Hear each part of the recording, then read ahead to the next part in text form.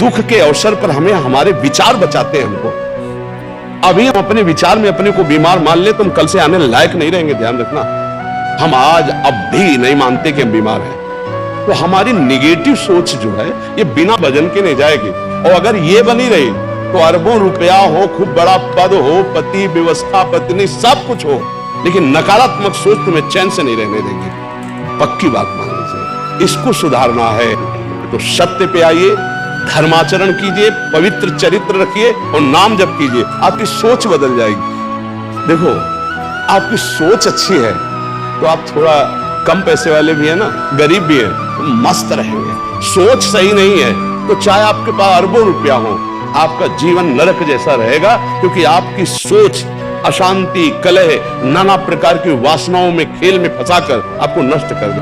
तो हमें लगता है कि बिना अध्यात्म के चिंता, भय, शोक इसका दूर होना बहुत कठिन है। नाम जप करो, चरित्र पावन रखो। आज प्रायः चरित्र को हम नहीं सुरक्षित रख रहे हैं। तो ये समझ लीजिए कि चरित्रवान के पास ईश्वर चरण चूमता है।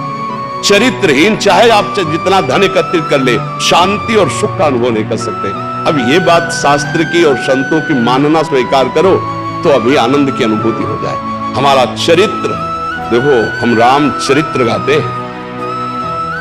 राम जी रघुवंश में प्रकट हुए और रावण उत्तम कुल कुलस्त करनाती, ब्राह्मणत्व उत्तम कुल कुलस्त करनाती, लेकिन चरित्रहीन हो गया तो राक्षस कहा गया।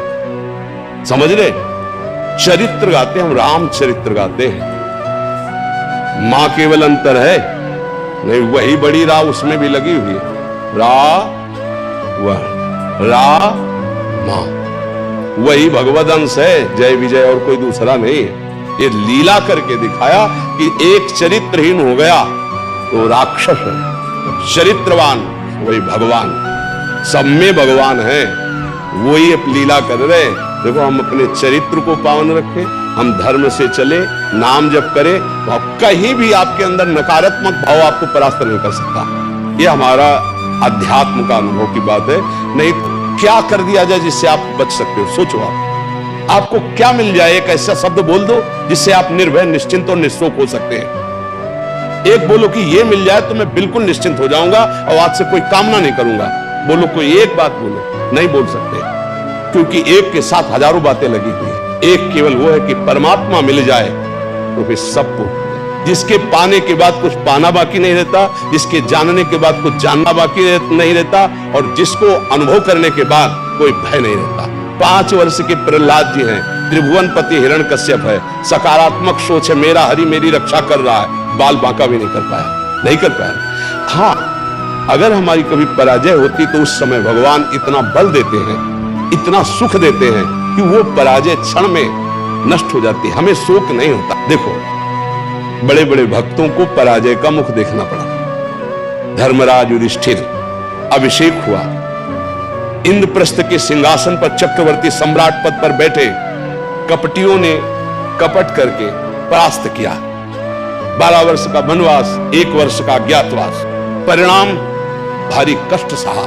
ऐसे महारथियों को छुप के रहना पड़ा, लेकिन परिणाम फाइनल पे आइए तो चक्रवर्ती सिंहासन पर महाराज युधिष्ठिर ही बैठे, उनके कुल में कोई नहीं रह गया, सब विनाश को प्राप्त हो गए। तो हमें लगता है धर्माचरण, भगवद आश्रय, पराजय कभी होती भी है तो वो विजय की ही आशा पुष्ट करती है, और भगवान इतना बल देते हैं कि पराजय उसे दुख नहीं देते। इसलिए हमें नाम जप करना चाहिए, भगवद आश्रित होकर के अध्यात्म को समझना चाहिए। आज हमारे नवीन बच्चे अध्यात्म को नहीं समझ रहे, तो बड़ी आचरण में बड़ी अपवित्रता आ चुकी है। आप देख लीजिए कैसे कैसे गंदे अपने जीवन को इन अवगुणों से युक्त कर लिया गया। व्यसन, व्यभिचार, अब ये अध्यात्म का ज्ञान ना होने के कारण अपना नाश कर रहा है। तो चरित्रहीनता, गुणहीनता और नकारात्मक सोचें, अगर इनको हमें ठीक करना है तो हमें बहुत सावधान रहना, हमें अपने चरित्र को बचाना है। आज हमारे बच्चों में चरित्र सुरक्षित नहीं रह पा रहा।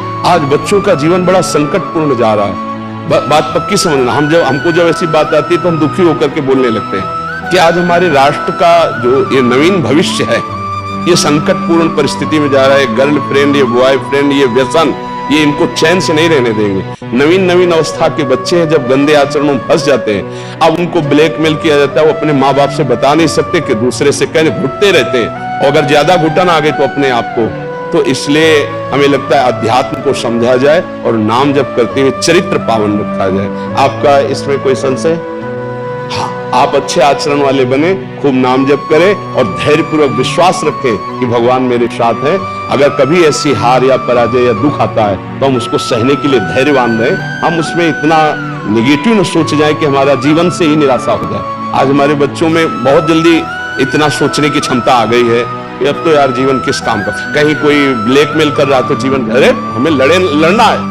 हम कल भी कह रहे थे कि बच्चों को चाहिए माता पिता से दोस्त जैसा व्यवहार करें और माता पिता को चाहिए कि बच्चों से दोस्त जैसा व्यवहार करें। दोनों सामने आमने सामने बैठकर उनके हृदय की बात को जाने और उनको दोस्त की तरह सपोर्ट करें, तो आगे बढ़ सकते हैं, वो दलदल में फंसे हुए निकल सकते हैं। नहीं तो कई ऐसे गंदे बच्चे होते हैं जो अच्छे बच्चों को अपने विषय जाल में फंसा करके उनके जीवन को बर्बाद करते हैं। बकाया नकारात्मक सोच